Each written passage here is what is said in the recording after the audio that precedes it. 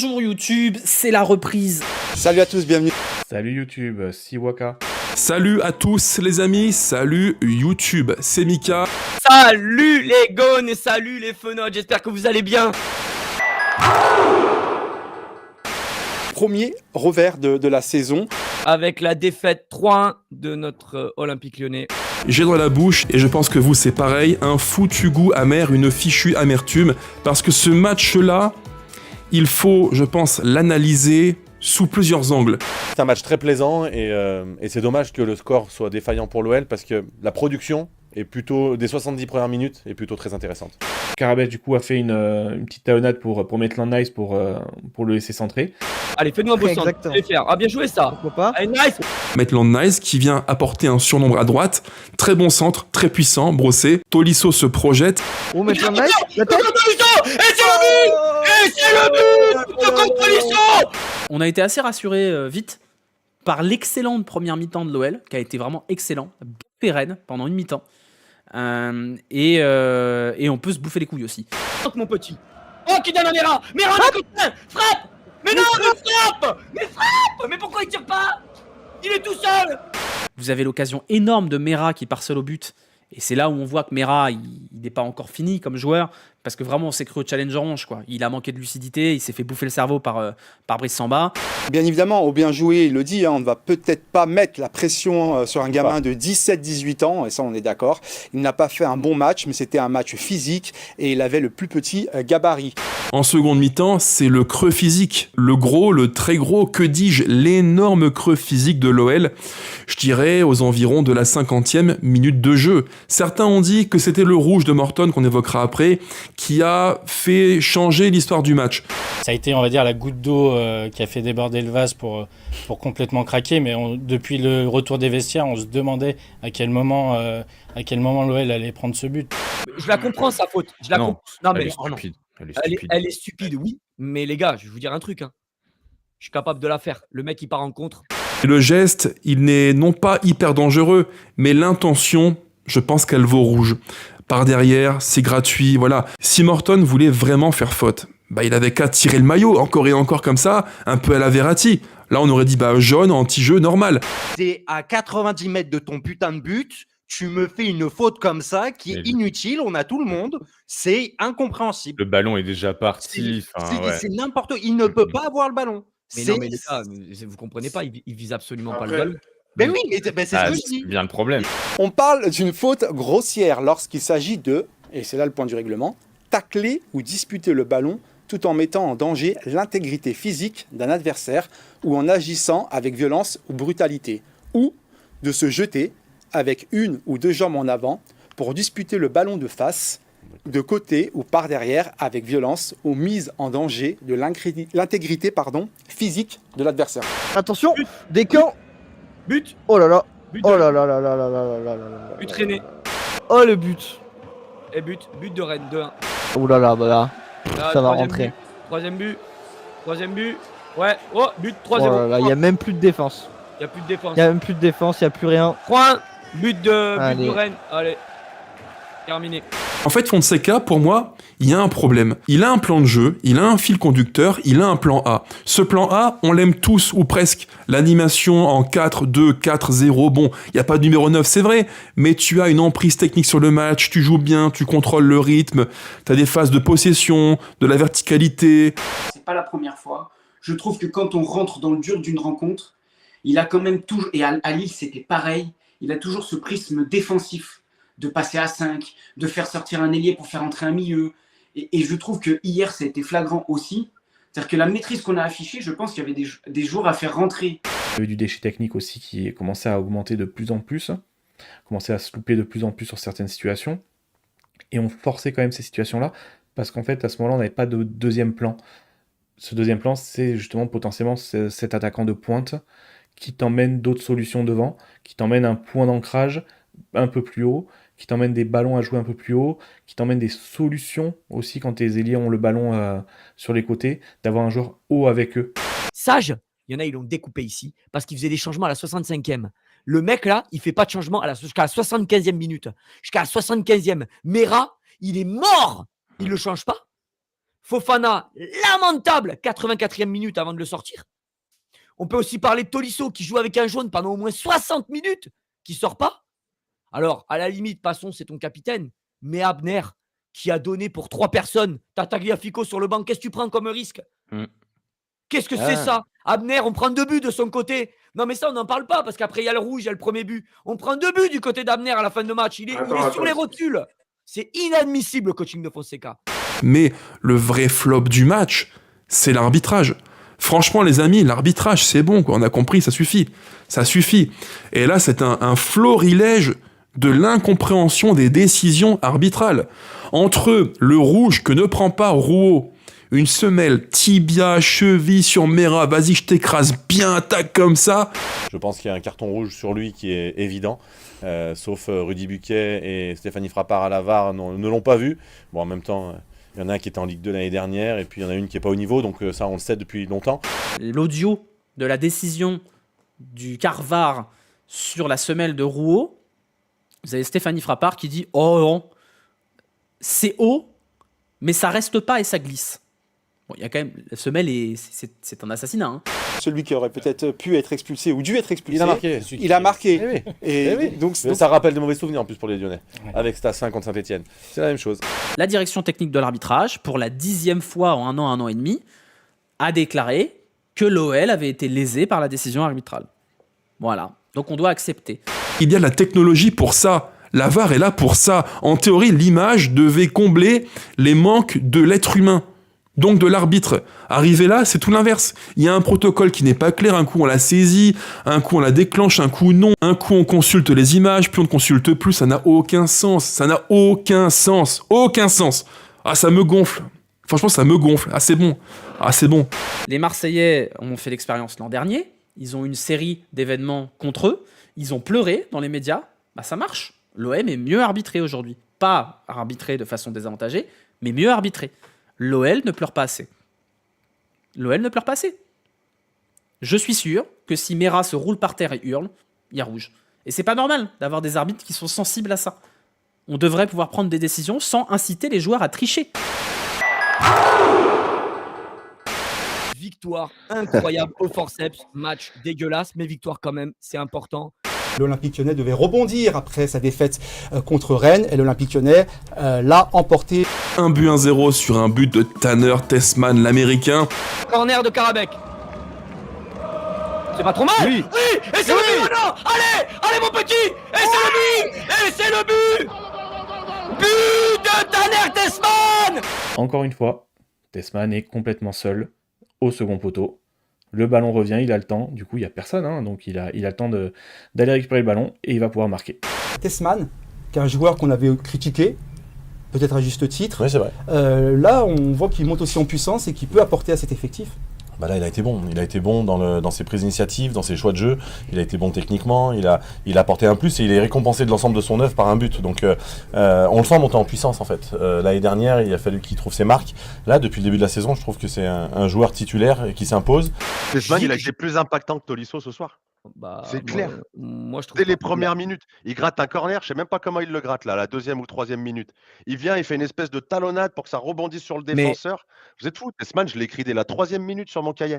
Bon, voilà, on voit un Noël qui est plutôt relativement propre, on va dire, techniquement, mais malgré tout, on ne voit pas un Noël des grands soirs. Et ça, je dirais que dès la 10e minute de jeu, on l'a tous ou presque ressenti. C'était voilà, un Noël dans la possession, dans la maîtrise globale des événements. On avait quelques temps de possession marqués, c'est vrai, mais on n'en faisait pas grand-chose. C'est pas les joueurs qui ont décidé de faire de mouvements, de pas jouer. C'est Angers qui nous a mis en difficulté. C'est eux qui ont mis en place un système qui nous a bloqués. Et on est reparti sur un système de but parce qu'on n'arrivait pas à trouver de solution. Je pense qu'il ne faut pas être trop dur avec Lyon, surtout que même si c'était Angers, c'est un bloc bas et tous les points à prendre sont plus à prendre. On a eu la balle, on a eu les occasions, on a eu le nombre de tirs, enfin voilà. Les expected goals qu'on a concédés sont en grande partie sur les 3 dernières minutes, dans le temps additionnel quasiment, où on s'est fait peur, oui, c'est vrai. Fort heureusement, Dominique Greif a activé le mode Superman, et 2 très belles parades, vraiment des parades réflexes de très grande qualité. Dominique était très bien, Il a été décisif déjà sur les 2 dernières actions. Parmi les choses qu'on demande aux gardiens dans notre jeu, on est particulièrement exigeant par rapport à leur jeu au pied. Et Dominique a été serein, il a fait des choix tranquilles, il a trouvé les joueurs qui étaient libres, il a montré pourquoi il est là. On a encore un clean sheet. On est sur le 4e clean sheet en 5 matchs. Donc, si on reprend ce match, mais surtout les 5 matchs, c'est quand même bravo à Fonseca, là, quand même, faut le dire, parce qu'apparemment, c'est lui qui a travaillé ça pendant l'été. Mon homme du match, Moussa Niakhaté. Voilà, j'ai trouvé que du coup, encore une fois, il a été très bon défensivement. Vous voyez les stats, 70% de duels gagnés, 4 dégagements défensifs, 1 tir bloqué. Avec ballon, il a été très propre. Pour moi, le tournant du match, c'est à la 60e minute quand il fait sortir Mera, qui n'était pas très très bon, et qui fait rentrer Soulch. Et en fait, Mera, c'est là qu'on se rend compte qu'il y a une étape quand même avant d'être joueur titulaire à l'OL. Pavel Schulz, quand il rentre, il apporte un surplus de dynamisme, une grinta, une hargne. Il est extrêmement disponible. Il se pose pas de questions. C'est quelqu'un qui, quand il rentre et quand il joue, il est attiré par les cages adverses. C'est un joueur de Bundesliga. Tu veux garder la balle, il y a Kalis, et si tu veux percuter, il y a Soulz. Rien que par rapport à ces appels de balles qui sont tranchants vers l'avant, c'est pas le même registre que Kalis. Kalis, il est là pour toucher la balle, être un peu le mec qui remise et trouver du mouvement, tandis que Soulz, il est là pour finir, pour centrer, et il est plus offensif, quoi. En première mi-temps, on avait vraiment cette sensation de... On répète une partition, le professeur, M. Fonseca, nous a donné un plan, on l'applique à la lettre, et on reste vraiment dans ce qu'il a dit, ce qu'il a donné. Et on a vu que c'était pas totalement suffisant pour bouger le bloc adverse.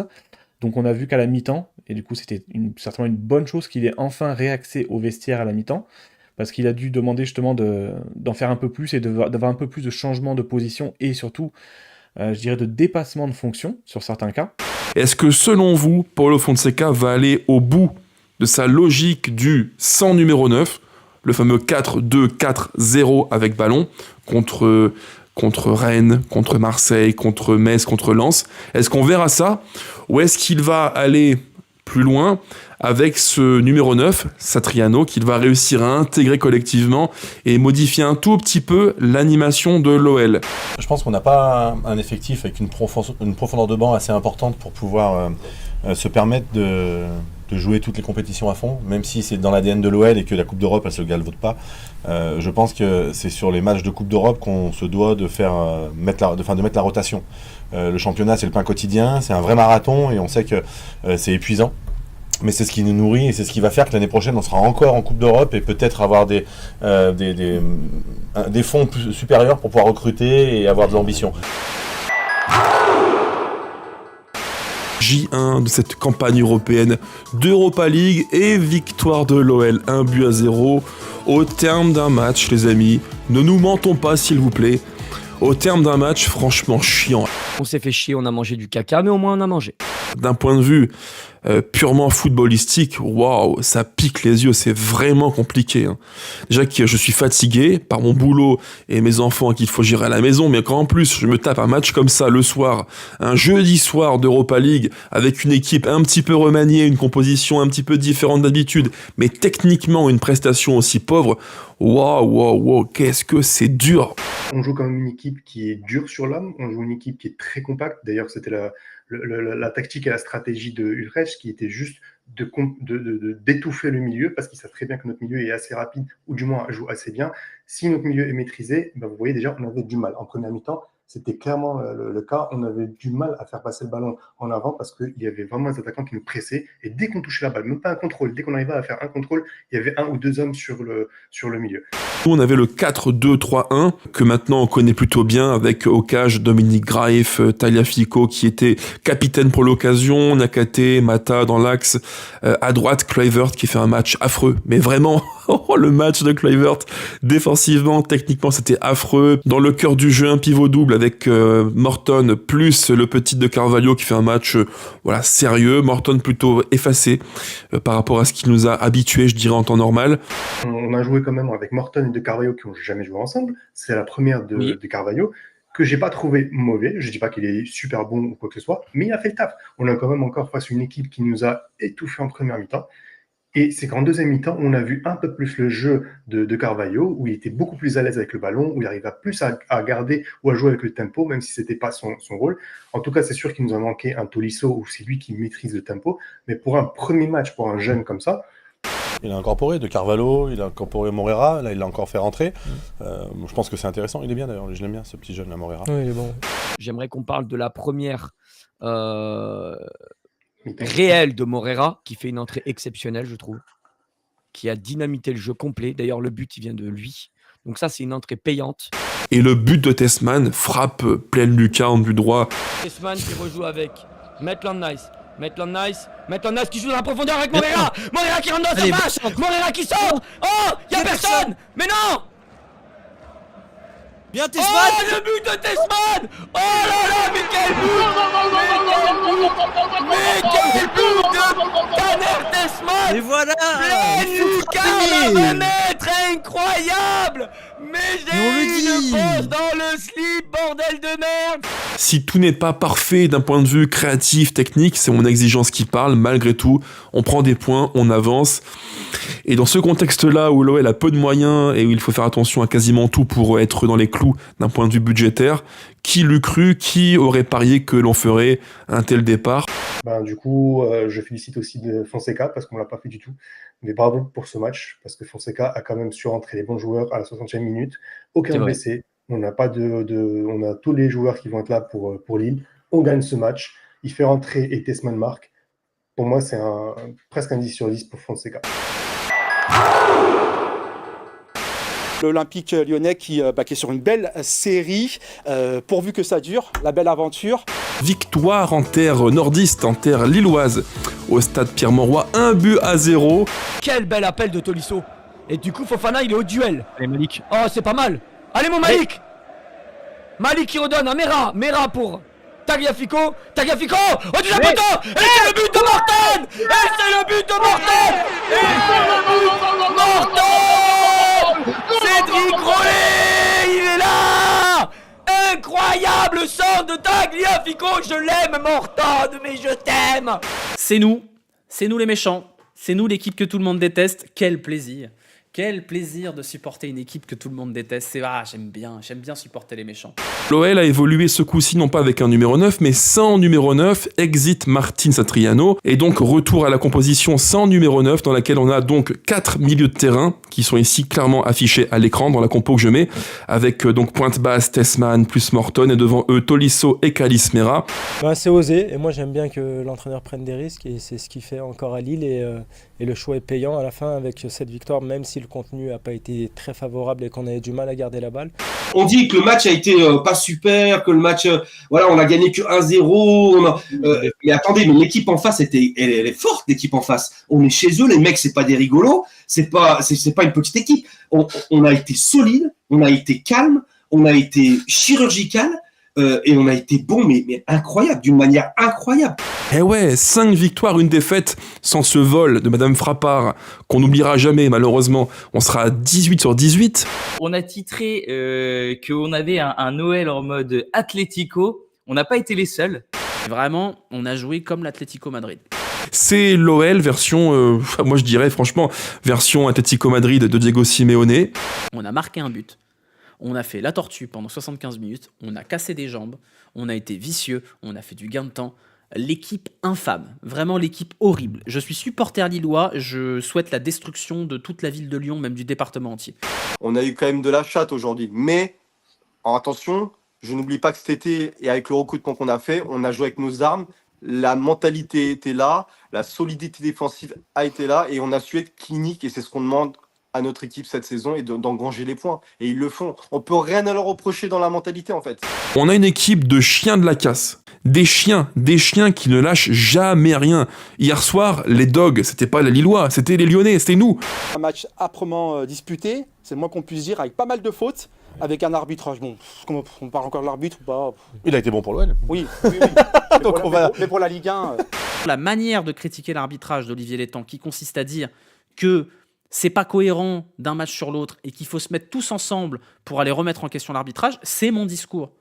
que l'OL soit lésé ou que l'OL soit pas lésé, si un mec dit « je trouve que l'arbitrage n'est pas bon dans la globalité de la Ligue 1 et que ça concerne tous les clubs », ça c'est le bon discours. C'est pas en criant à la corruption qu'on fait avancer les choses. Donc moi je suis d'accord avec Olivier Létang. Pour moi, il n'y a pas de scandale arbitraux contre le LOSC, mais en termes de surréaction, de coups de sifflet, c'est trop. On a vu un match qui, je pense, aurait dû être plus vivant, plus rythmé, plus dynamique, mais Monsieur Vernis, il a ce défaut, comme beaucoup d'arbitres en Ligue 1 malheureusement, c'est qu'il aime bien être le protagoniste du match, alors que le foot reste avant tout un sport où les joueurs sont les artistes. Alors Tagliafico, il a fait des misères à son vis-à-vis. Oh, le match de Tagliafico. Je peux pas dire le mot parce que sinon je vais être démonétisé, mais alors le match de Wislar, le match de petite timpe de Tagliafico, c'est un malade mental. Enfin, quand il bloque les jambes de Boadi, c'est Boadi, je crois. Hein. C'est un fou. Enfin, il est cinglé, Tagliafico, c'est un malade. Il fait partie de ces joueurs qu'il vaut mieux avoir avec soi que contre soi. C'est clair. À une période, il y avait Van Bommel au PSV Eindhoven qui était très irritable et qui mettait les arbitres dans sa poche, mais qui était exécrable sur un terrain. Tagliafico fait partie de la même veine de ces joueurs qui font dégénérer un match psychologiquement, comme un Argentin, de par leur attitude, comme la plupart des Argentins, c'est vrai. Il va montrer ses fesses, attention. Non, je cherche Olivier Giroud, il est dans la poche de Niakhaté. Le match de Niakhaté, Moussa, si tu m'entends, autant j'ai parfois été dur avec toi, mais alors depuis le début de saison, et sur ce match-là, c'est du haut niveau. C'est vraiment du haut niveau. Le duel défensif Moussa Niakhaté, Olivier Giroud, franchement, j'étais en bas de tribune latérale, à 20 mètres de ce qui se passait. C'était vraiment fort, très très fort, des duels très âpres, costauds. Moussa, il a jamais lâché, toujours présent, à la couverture, dans l'un contre un, de la tête au duel. Franchement, énorme match de Moussa Niakhaté. Dominique Greff est le premier gardien lyonnais à enchaîner 3 clean sheets pour ses 3 premiers matchs au club, à l'Olympique lyonnais, depuis un certain Hugo Lloris en 2008, 5 de suite. Nico, forcément, il boit du petit lait. Oui, après c'était évident.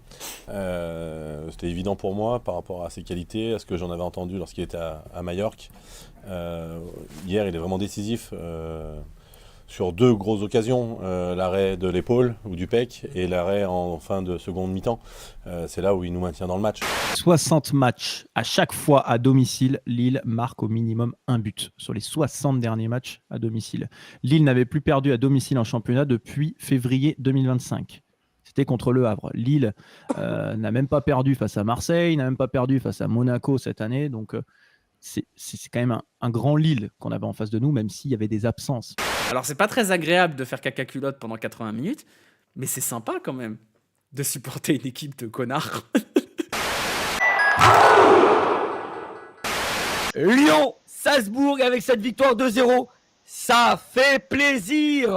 On était en 4-2-3-1 avec Dominique Greif au cage, Tagliafico, Niakhaté, Mata, Kluivert pour les 4 de derrière, Tessman en pivot double avec Mathis de Carvalho et devant eux une ligne de 3, Tolisso, Pavel Schulz, Adam Karabets et en pointe Martin Satriano.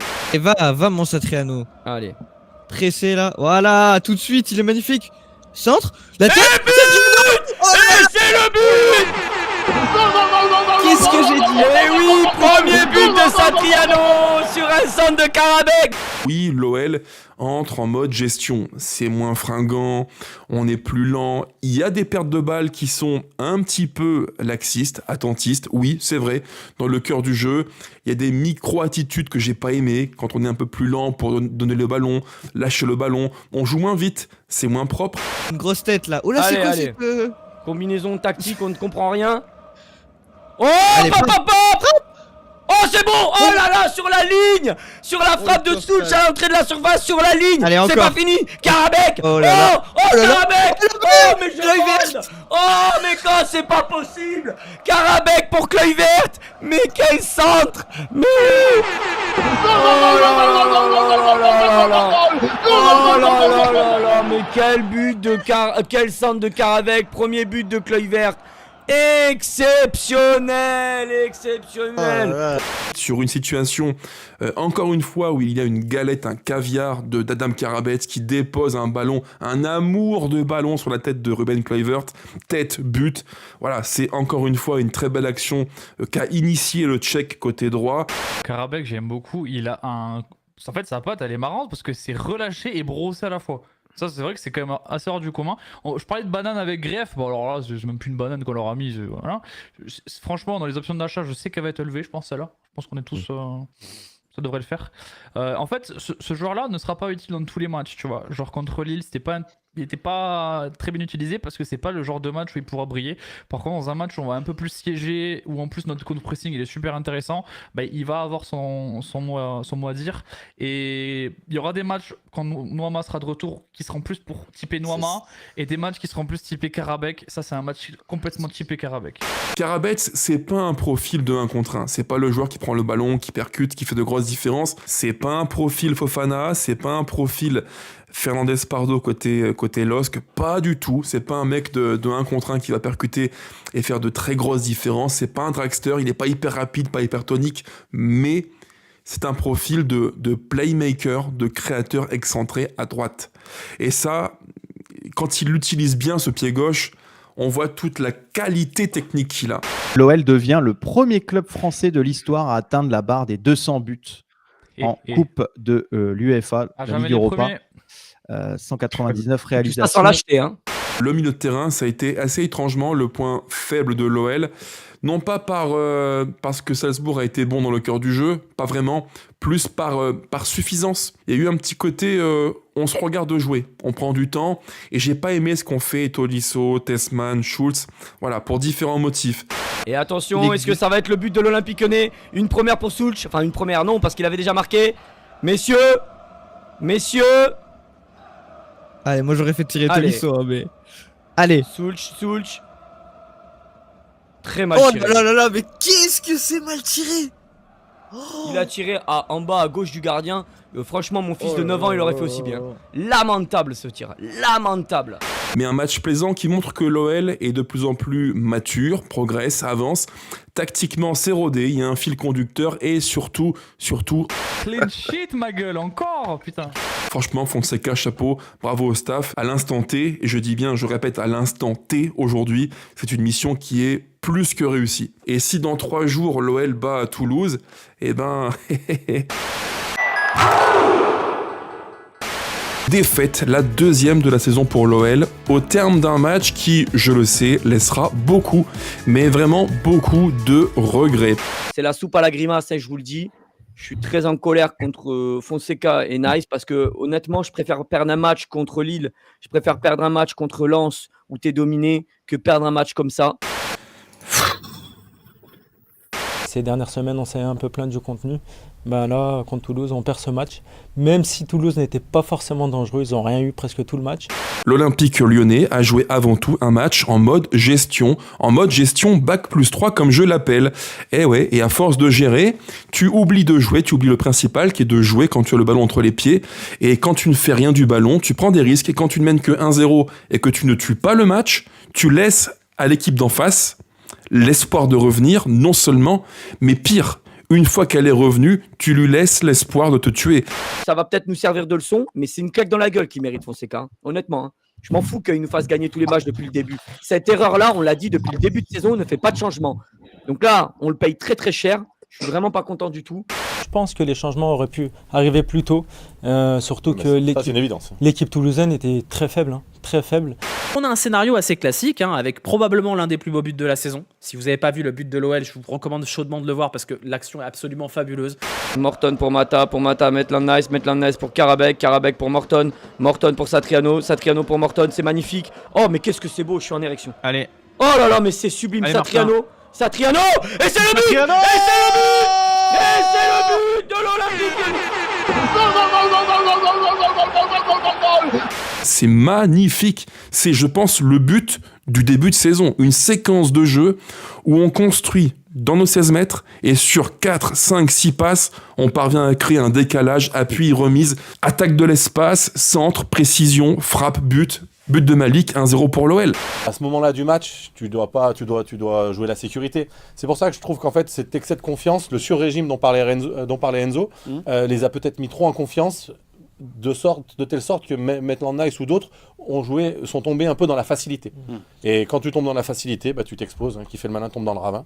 Oh, la perte de balle de Nice, mais qu'est-ce qu'il fout?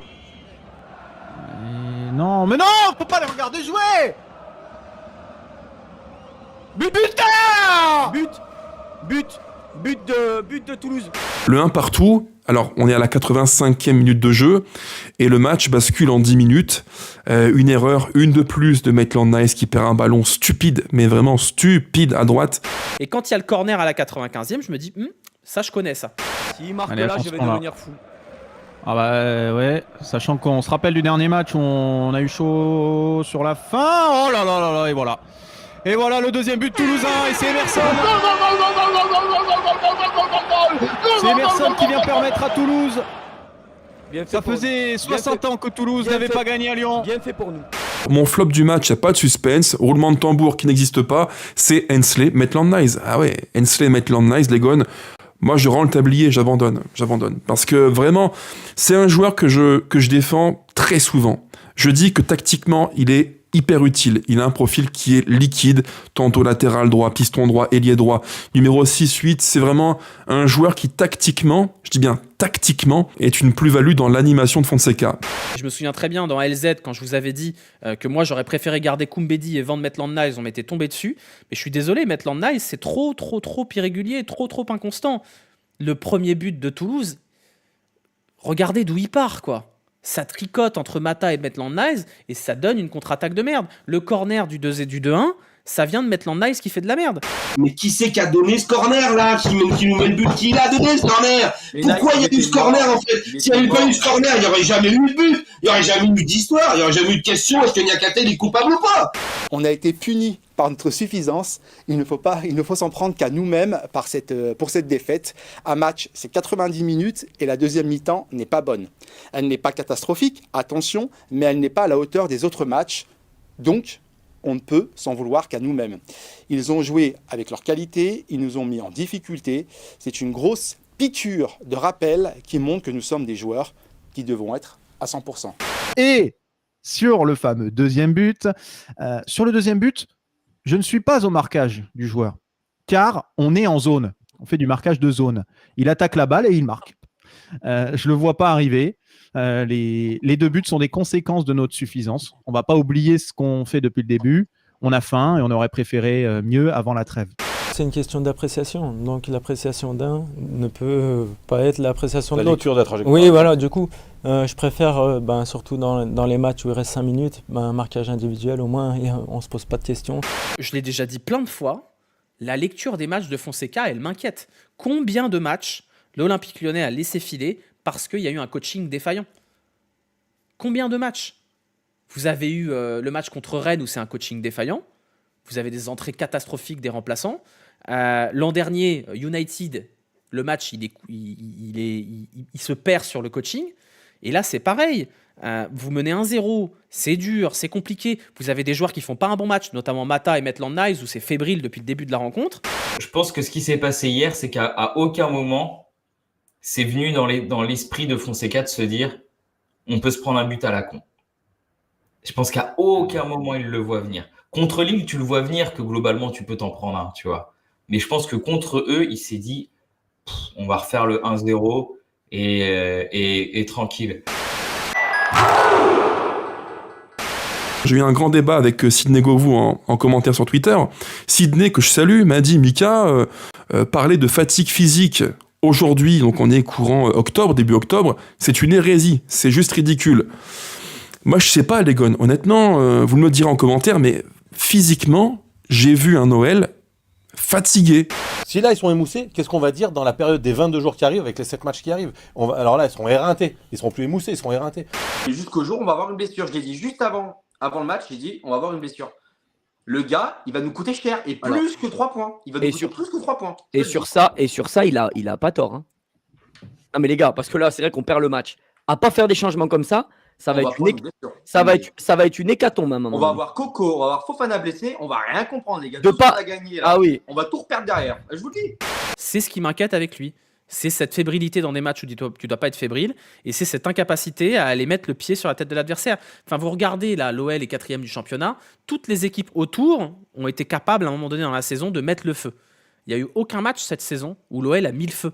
Est-ce que vous avez un souvenir d'un moment où l'OL a enflammé une rencontre pleinement?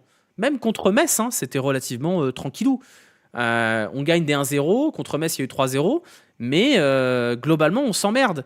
Alors, le 18, on prend Nice. 5 jours après, on joue Bâle. 3 jours après, on joue Strasbourg. C'est Strasbourg, moi, qui m'inquiète le plus pour le coup. Ouais. Et 3 jours après, tu joues le Paris FC. Et 3 jours après, tu joues Brest. Et 4 jours après, tu joues Séville. Et 3 jours après, tu joues le PSG. En gros, là, tu as un enchaînement. On a un gros calendrier, c'est ce qu'on disait. Le manque de profondeur de banc, le manque de nombre dans l'effectif ne nous donne pas de latitude. Donc là, on a un gros calendrier, 7 matchs en 22 jours. Ça va. Là, pour le coup, à la fin de cette série-là, je pense qu'on sera émoussé et fatigué parce qu'on aura enchaîné beaucoup de matchs. Et si les rotations ne sont pas faites en bonne et due forme, il y a certains joueurs qui sont exténués. Est-ce que tu as les armes pour être plus ambitieux? Bah, je sais pas. Tu as quand même une bonne base dans cette équipe. Tyler Morton, c'est un bon joueur. Tanner Tessman, c'est devenu un bon joueur. Moussa Niakhaté, c'est plus le même joueur qu'avant. Satriano, c'est pas si nul que ça. Et tu te dois quand même d'avoir un peu plus d'ambition. On a eu des années très difficiles, mais là, ce début de saison, il est extraordinaire. Là, on voit vraiment une équipe soudée, une équipe unie, une équipe qui en veut, avec des gars qui sont exceptionnels en fait, en vérité, alors qu'on n'aurait peut-être pas mis un copec sur eux au départ. Je n'ai qu'une seule hâte, je n'attends qu'une seule chose, c'est que l'OL reprenne le chemin de la Ligue 1 le plus vite possible. Une trêve, c'est un peu long. Je ne suis pas un grand fan des matchs de sélection. Merci encore à tous du coup, et on se retrouve pour la prochaine vidéo. Je vous souhaite à tous une bonne trêve internationale, pour ceux qui vont regarder les matchs de l'équipe de France. Moi, à titre personnel, non. Sur ce, ciao les gones, ciao les fenotes, et allez l'OL. À bientôt, allez l'OL plus que jamais. Et merci surtout à vous de nous avoir suivis. Merci mon Badjoul, bien joué. N'hésitez pas à aller vous abonner à sa chaîne aussi YouTube. Qu'est-ce qu'il nous raconte, Badjoul? D'ici là, portez-vous bien, restez connectés à Au Bien Joué. N'oubliez pas de partager et de liker ce contenu, car au féminin comme au masculin, l'OL est notre formidable raison d'être nerveux. Bisous!